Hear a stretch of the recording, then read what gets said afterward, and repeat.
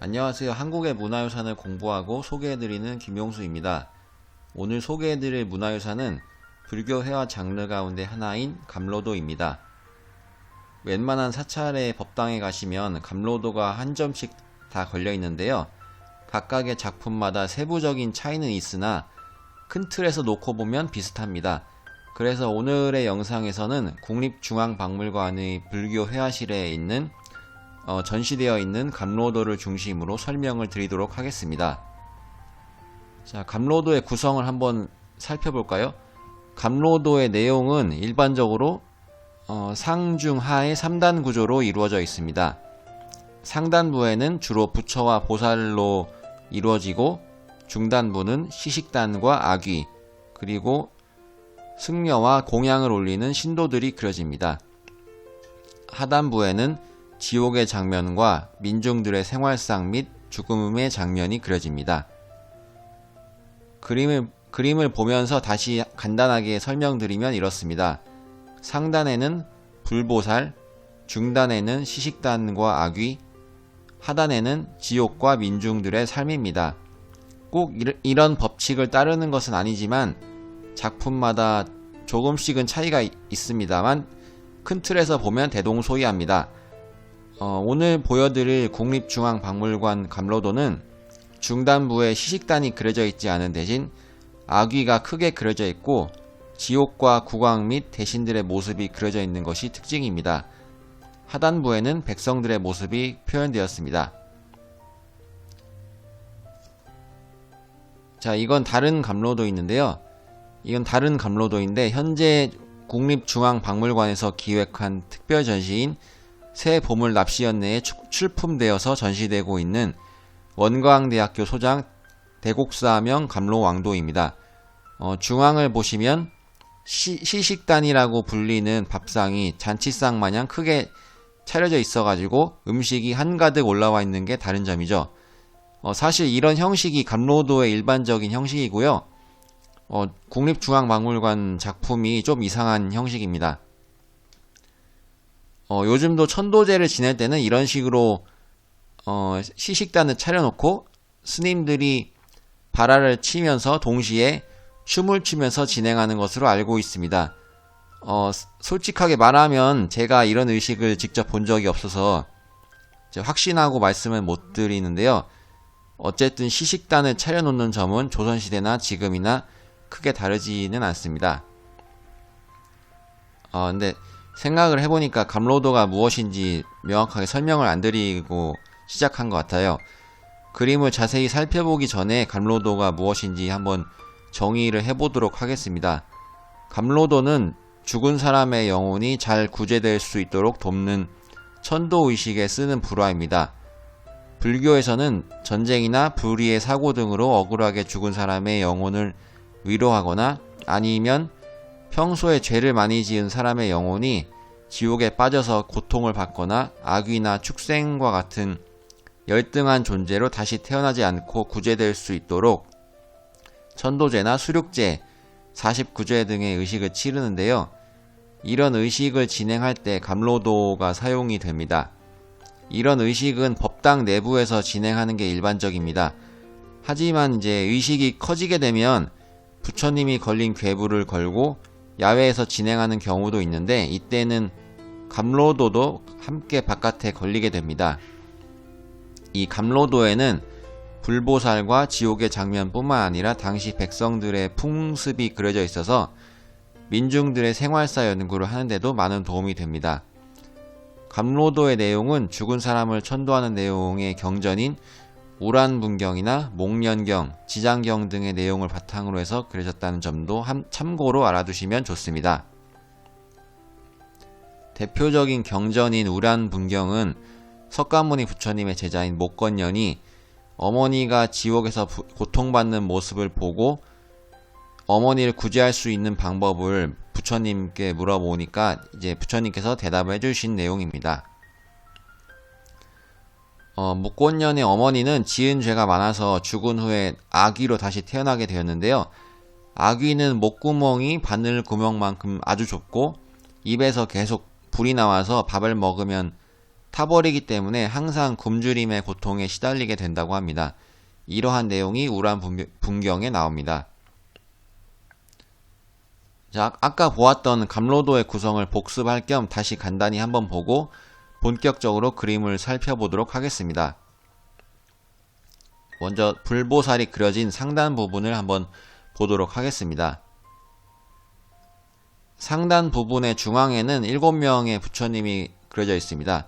이 부처님들의 이름은 각각 다보열애, 보승열애, 묘색신열애, 광박신열애, 이포회열애, 감로왕열애, 아미타열애입니다. 이 부처님들께서 아귀들을 구제해 주려고 구름을 타고 내려온 모습입니다. 이제 부처님들이 신통력을 써서 하늘에서 감로수라고 하는 신비로운 물이 떨어지게 되는데 이걸 받아서 아귀들이 마시면 구제가 되는 것입니다. 7열애의 좌측에 그려진 인로왕 보살입니다. 인로왕 보살은 망자들의 영혼을 인도하여 극락으로 데려가는 역할을 합니다. 그래서 항상 번이라고 하는 깃발을 들고 있는 모습으로 표현이 되는데요. 마치 관광 가이드가 여행객들을 인솔할 때 깃발을 들고 다니는 것하고 비슷하다고 보시면 될 것 같습니다. 7열애의 우측에는 아미타불과 지장보살, 관세음보살이 그려져 있습니다. 극락세계를 관장하는 아미타불을 두 분의 보살이 협시하고 있는 형태입니다. 아미타 3존의 우측에는 우란분경의 주인공인 목건년 존자가 표현되어 있습니다. 마치 어머니가 구제되는 모습을 지켜보려고 온 것 같습니다. 자, 이제부터는 중단 부분을 보도록 하겠습니다. 여기에서는 아귀와 지옥에서 고통받는 인간들, 그리고 국왕과 대신 등의 지배층들이 표현되어 있습니다.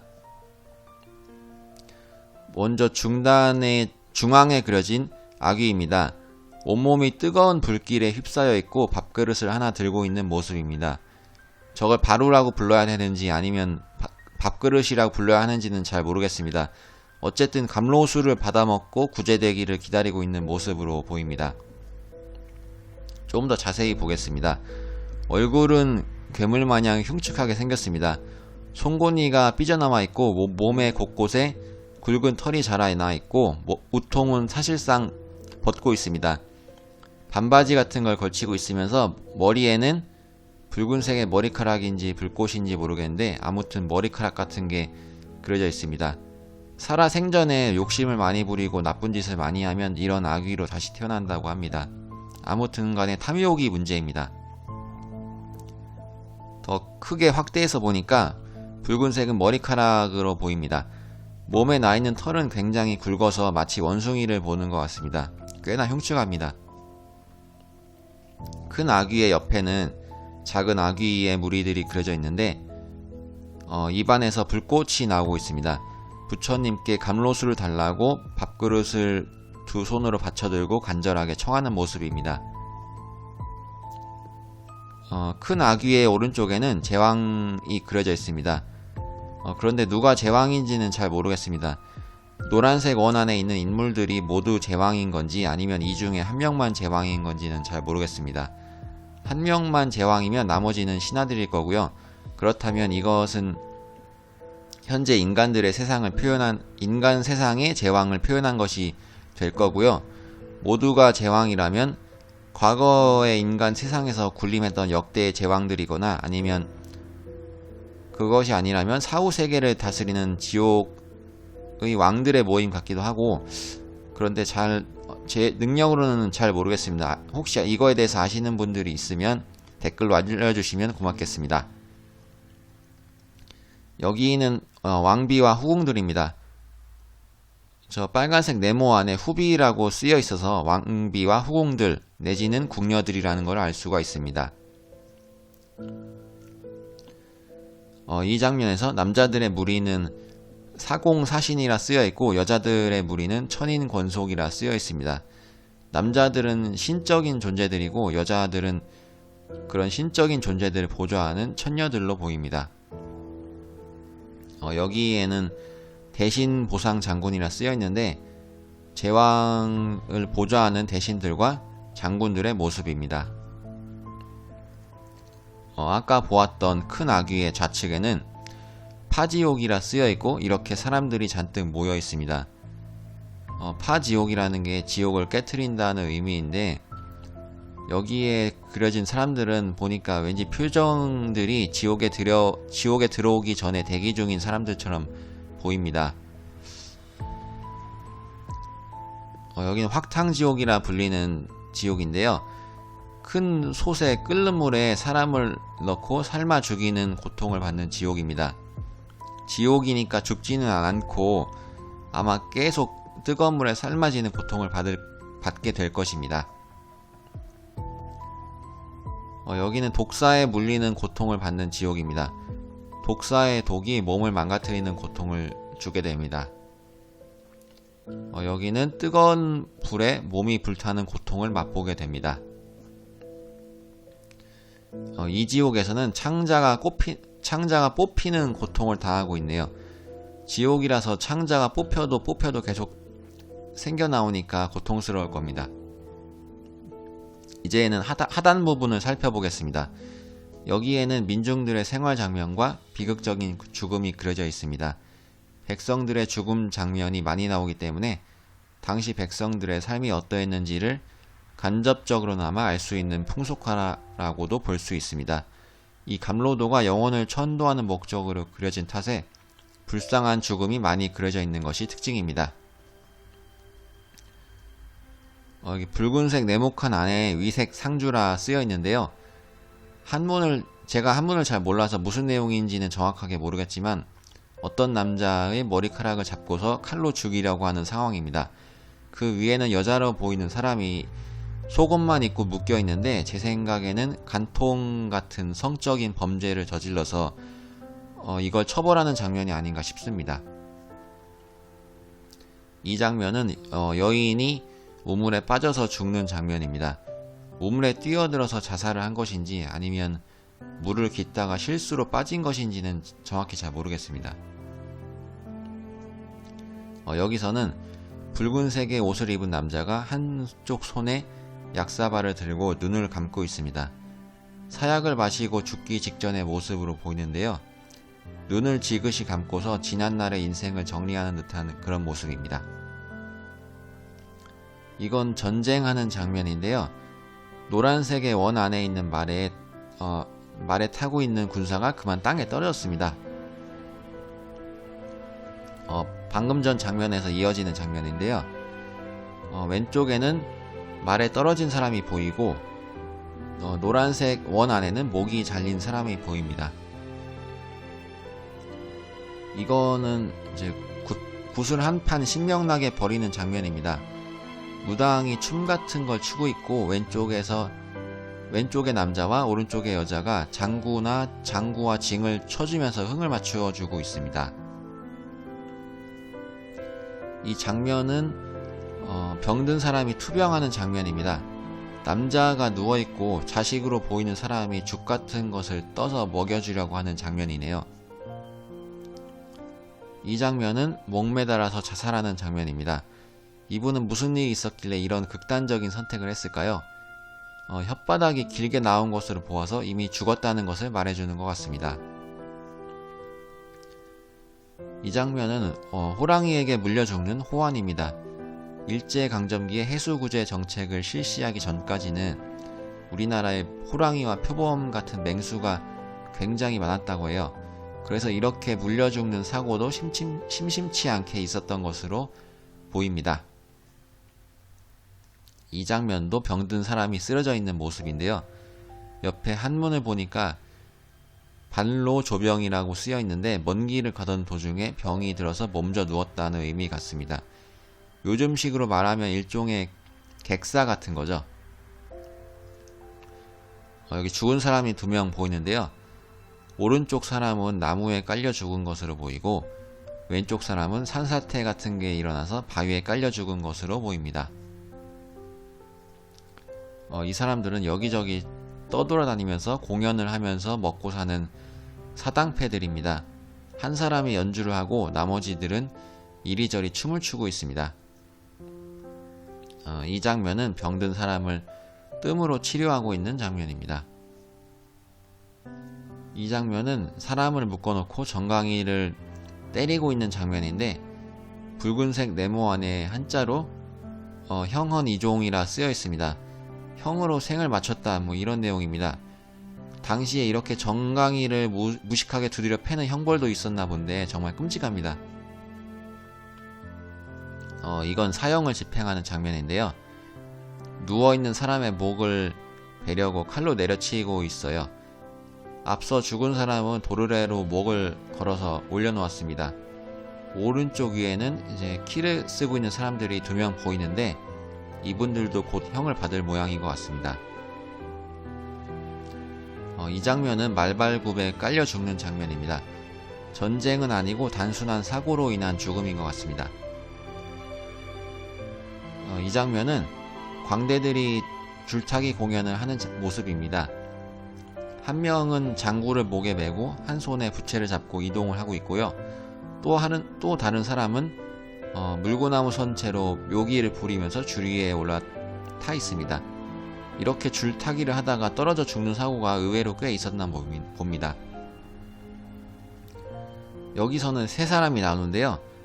2사람은 뭔가를 간절하게 기도하는 모습이고요. 한 명은 쓰러져 있는데 잘 이해가 안 돼서 박물관에서 제공하는 설명을 보니까 벼락에 맞아서 죽은 장면이라고 나와 있었습니다.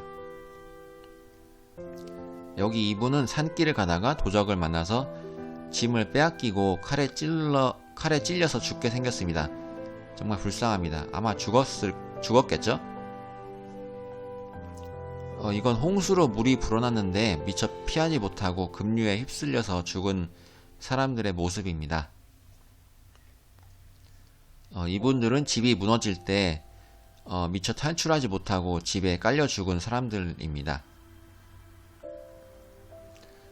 이건 산모와 어린아이의 모습인데요. 출산을 하고 나서 후유증 때문에 죽은 모습입니다. 예전에는 수술이라는 게 없고 무조건 자연분만을 해야 되기 때문에 출산을 하다가 죽는 여성들이 많았다고 합니다. 정말 안타깝죠. 이 장면은 이제 한문으로 주살기노라 쓰여 있는데 주인이 그 노비를 죽이다 뭐 이런 뜻 같습니다. 노비가 곤장을 맞고 있어요. 곤장도 80대 이상 맞으면 죽는다고 들었습니다. 여기 장면에서 보면 얼마나 많이 맞았는지 엉덩이에 피가 터져가지고 흐르고 있습니다. 이 장면은 노인과 아이들의 모습인데요. 옆에 써있는 한문을 보니까 고아들하고 봉양할 자식이 없는 노인으로 보입니다. 그래서 이렇게 돌아다니면서 음식을 구걸하거나 여러가지 허드렛 일을 구하고 있는 모습으로 추정이 됩니다. 그 당시에는 사회복지라는 개념이 전혀 없었으니까 이런 불쌍한 사람들도 꽤 많았을 것이라고 생각이 되네요. 네, 이것으로 국립중앙박물관에서 소장하고 있는 감로도를 살펴보았는데요. 설명이 좀 길어서 지루하지 않으셨나 모르겠습니다.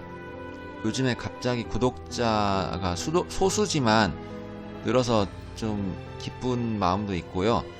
하지만 이제 대학원 입학 준비를 하느라 시간이 없어가지고 제가 영상을 거의 못 올리고 있는데 그래서 죄송한 마음도 듭니다. 어쨌거나 구독해주시는 분들께 정말 감사드립니다. 추후에 시간이 되면 또다시 훌륭한 우리의 문화재를 영상으로 만들어서 소개해 드리도록 하겠습니다. 그러면 지금까지 시청해 주셔서 감사드립니다.